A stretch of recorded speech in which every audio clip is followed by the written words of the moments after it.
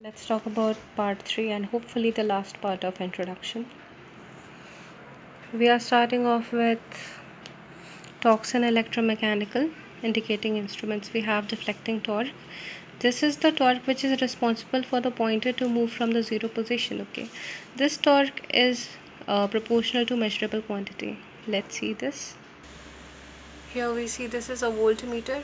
Okay, you can see the voltage from this one, and the torque responsible for the needle to move from the zero position is called the deflecting torque. So if you are pressing the button, you see the voltage over here. Okay, the torque responsible for this pointer to move from the zero position. Okay, this is your deflection torque, and higher the quantity it has to measure, higher will be the torque. Okay, because this pointer has to move till that much reading. Okay, so higher will be the torque generated if the measured value is higher in nature. This is your voltmeter. Okay, and this is the reading.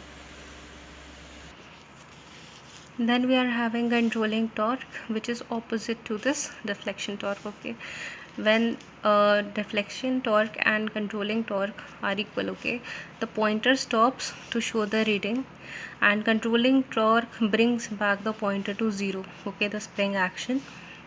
For vertical, the gravity is used, and spring is used. The spring used for the pointer is either bronze to reduce the heating. Okay, and control spring fails, the pointer shows the maximum value except for PMMC. Okay, the pointer I have just shown was PMMC in nature. They said that if this controlling torque fails, the pointer would go to the maximum position. Okay, and this controlling torque, okay, here is responsible to stop, first of all, to stop the pointer at the position where it has to stop to show that particular reading. Besides, it is also the torque responsible to bring this pointer back to the zero position. See, we are going to see this. Okay, here we have the same voltmeter, and we are talking about controlling torque. Okay, here you see this was your deflection torque. Okay, and the controlling torque is stopping this pointer. Okay, as well as this is bringing the pointer back to zero. Okay, controlling torque is responsible for stopping. First of all, it is opposing the deflecting torque. Okay, the deflecting torque is being opposed, as well as the pointer is brought down to zero position again. See, here deflection torque worked and controlling torque stopped it. Now controlling torque is bringing back to zero position. Okay, this is your controlling torque. If controlling torque and deflection torque both are equal, the pointer stops at a particular location. Okay, at this point you see both deflection torque and controlling torque are equal, and you are having this particular reading. Okay, let's move on.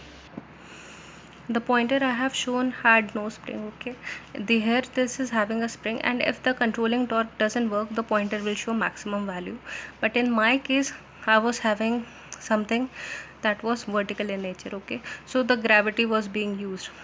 When here controlling torque need not to bring the pointer to zero, here gravity itself is working. Okay, for the pointer is in vertical position. Okay, the gravity will act on it. Then we have damping torque. Okay, second order, the damping factor is 0.6 to 0.8, and this is called under damped. Okay, and controlling torque takes some time before stopping because of inertia leading to oscillations before reaching the equilibrium. This is called damping. Okay, here as you can see, this is your voltmeter, and the controlling torque is not at all working in very first instance. Here you see the pointer is moving, it is oscillating. This oscillation is actually called the damping torque. Okay, this oscillation, before controlling torque and deflecting torque become equal, they have certain oscillations, and this is called your damping torque. See, your pointer is moving like this. Okay, this is your damping torque. This is all for part 3.